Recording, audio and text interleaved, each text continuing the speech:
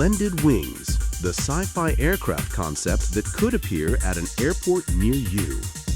The concept of blended wing aircraft, where the fuselage and wing are all one structure, is not new, but this radical design might soon be a credible concept for airliners. In March 2025, a small V-shaped remote-controlled aircraft took off for the first time from the Pendleton UAS range in eastern Oregon. Codenamed Steve for Scaled Test Vehicle, the unmanned vehicle flew for only 16 seconds on its first flight, but that didn't matter. Steve's first and subsequent flights were the first steps on a path that its creator, Outbound Aerospace, hopes will lead to the launch of a radical new 200 to 250-seat blended wing airliner in the 2030s. With a 171-foot, 52-meter wingspan, around 8 times that of Steve, this airliner that has already been named the Olympic. The idea that the wings and fuselage of an aircraft can be smoothly blended with no clear dividing line to increase aerodynamic efficiency dates back more than 100 years. In 1924, the first recorded blended wing aircraft made its first flight and then crashed. Since then, blended wing technology has primarily been left to the U.S. military to develop for their bombers. Now, the aviation industry's pressing need to reduce emissions may mean the time has come for the first blended wing commercial airliner.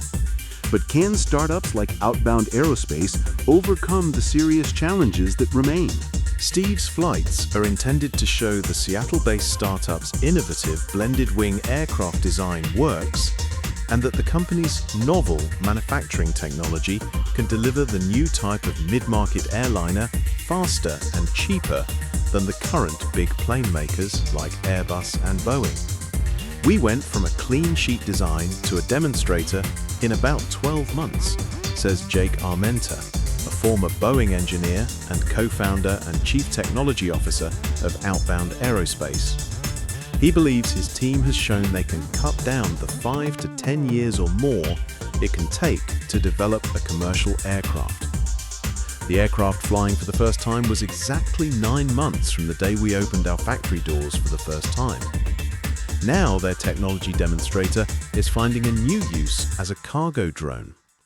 Now Steve has proved interesting to the US Department of Defense and other civilian customers because it has a large cargo bay and could be cheaper than conventional designs.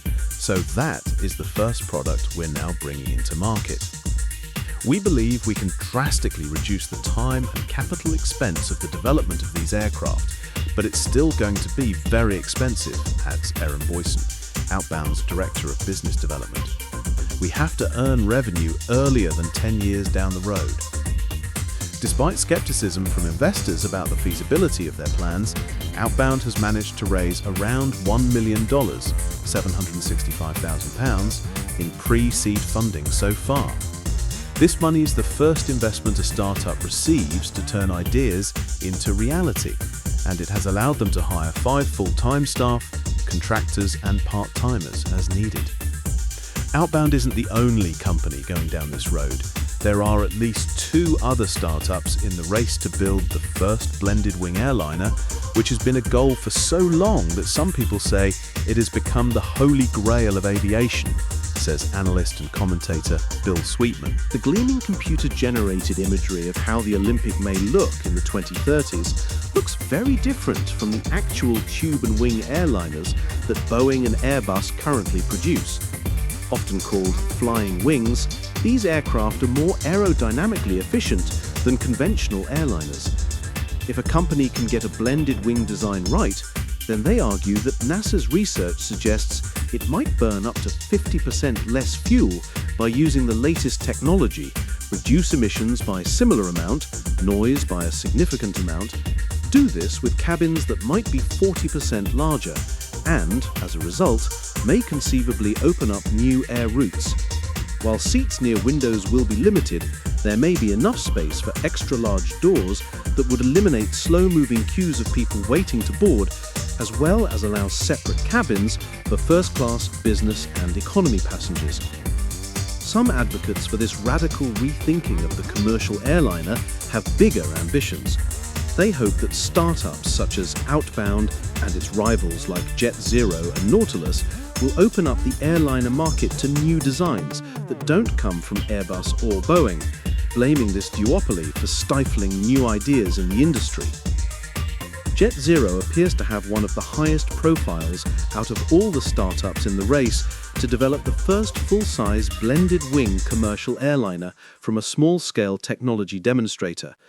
Based in Long Beach, California, it was awarded £235 million, $74 million in funding from the United States Air Force, USAF, and further investment from United Airlines and Alaska Airlines to fund the development of its Z4. In addition, United Airlines has a path to ordering up to 200 Z4s if it meets the airline's requirements. Jet Zero has also partnered with prominent aerospace companies, including BAE, Northrop Grumman, and engine makers Pratt & Whitney, to develop the Z4. It has already flown its own small-scale Pathfinder I demonstrator and completed a critical design review. These are a formal evaluation of the final design to assess whether it is ready to manufacture.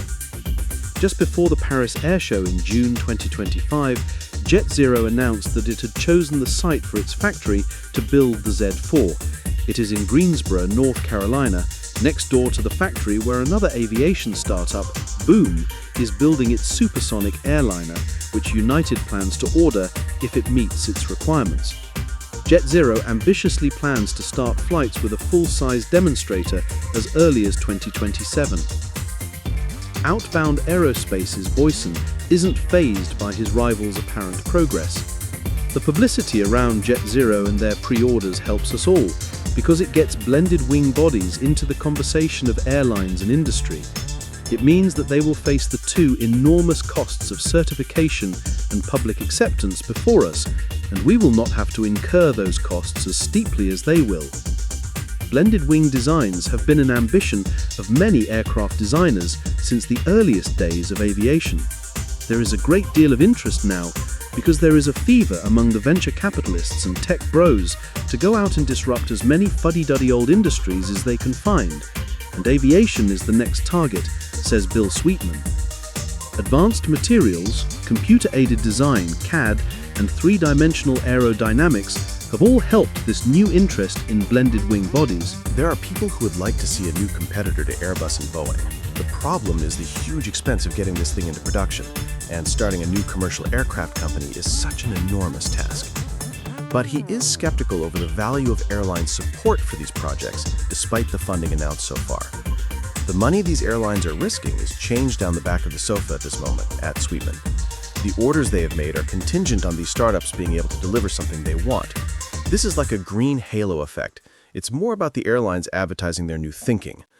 That said, starting with a small-scale flight demonstrator and going to a full-size demonstrator may be a good idea. It will build a lot of confidence, but you can't build a production line for these things and just go into service with the small amount of testing that's been done now. The first recorded blended wing aircraft to fly is the Westland Dreadnought in 1924. Based on the futuristic design ideas of Russian inventor Nicholas Voyevodsky, the 8-passenger Dreadnought crashed on its first flight due to instability and loss of control, badly injuring its pilot, and it was abandoned. Since then, the complexity of the blended wing design has meant this configuration has largely been left for the military to pioneer, with successful designs such as the Rockwell B-1B Lancer and Northrop's new B-21 Raider. It's quite complicated to get the design right because of the complex airflow around blended wing aircraft, says Sweetman. But it is relatively easy to do so if you are designing a bomber, because there aren't large pressurized spaces in there. The same is true for an air refueling tanker.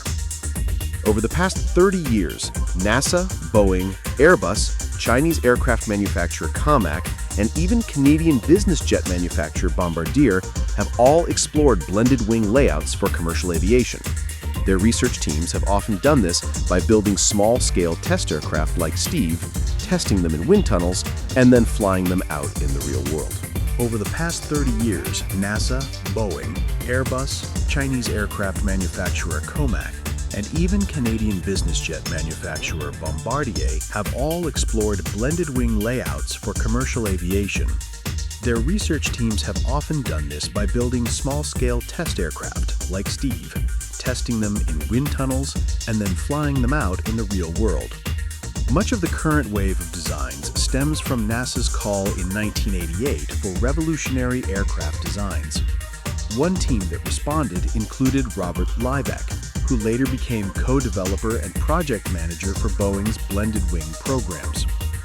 Their work on a futuristic blended wing airliner eventually led to a remote-controlled aircraft designated the Boeing NASA X-48, which was named one of Time magazine's top inventions in 2007. The X-48 may have been tiny, but it was designed to fly like a full-size plane.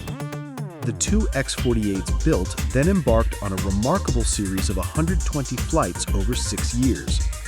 These flights tested how blended-wing aircraft responded to problems such as the engines failing or stalling, as well as exploring ways to reduce fuel consumption and noise levels. Back in the day, Bob Liebeck was trying very diligently to overcome the practical problems of blended-wing-bodied aircraft, says Sweetman. Probably the biggest one is having to put a pressurized passenger cabin in there.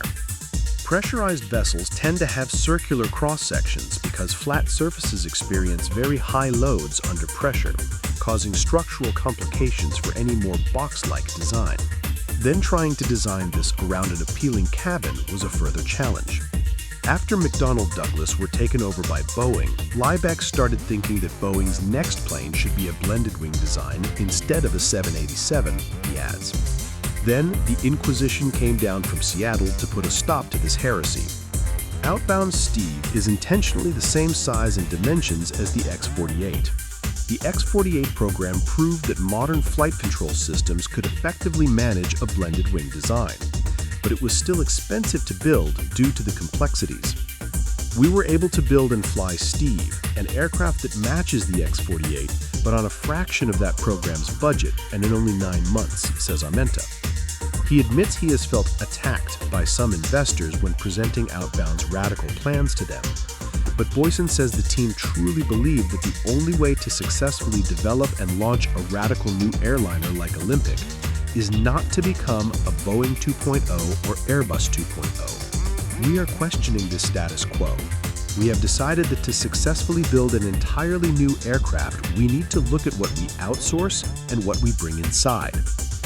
To this end, they used advanced 3D printing to make their own tooling and prove they could build a flyable aircraft out of carbon fiber and their demonstrator way cheaper than anyone else, says Armenta. I think these are praiseworthy and sincere ventures, says Sweetman. But what I see in a lot of these new projects is a sort of airy, we can do this, we are a new generation, stop being negative grandpa. Sure, you can be optimistic, but you really must look at where the obstacles are. How much money is it really going to take you to get a product that you can offer to an airline? How to deliver it, and then how much to be able to deliver it at a profit. Outbound is now busy turning Steve into the gateway drone which it can sell in the meantime. After that, it has plans for an upgraded version with double the wingspan, an ultra-long-range business jet, and the Olympic, as well as even bigger airliner planned for the 2040s. But there will be plenty of challenges to overcome before then. There is a vast talent pool of aerospace engineers, managers, and leaders here in Seattle who are quite honestly hungry for something new, and that is why we are here.